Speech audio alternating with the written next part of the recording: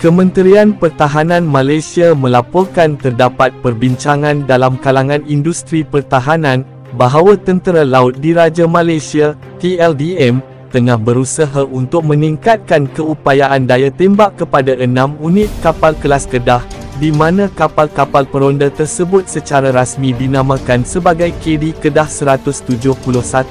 KD Pahang 172, KD Perak 173, KD Terengganu 174, KD Kelantan 175,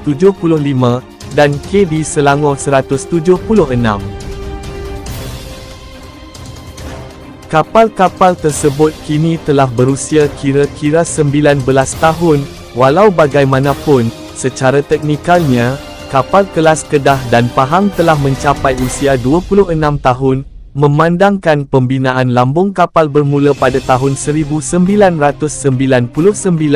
di mana pada masa ini, Kementerian Pertahanan Malaysia telah dimaklumkan bahawa kapal-kapal ini akan dilengkapi dengan peluru berpandu anti kapal (SSM), tetapi masih terdapat dua kemungkinan pilihan antara peluru berpandu NSM atau Admaka. Seperti yang difahamkan, TLDM telah membuat pilihan bagi kedua-dua jenis peluru berpandu tersebut, NSM untuk projek LCS dan kapal kelas LQ, manakala Admaka dijangka akan digunakan bagi LMS batch kedua, tetapi menarik untuk diperhatikan bahawa pada 11 Februari lalu, Limbungan Kapal Tentera Laut di Lumut, LUNAS, telah menandatangani satu nota persefahaman atau MOU, bersama syarikat Aselsan dan Havelsan, yang merupakan pembekal utama bagi peralatan dan komponen untuk kapal LMS batch kedua.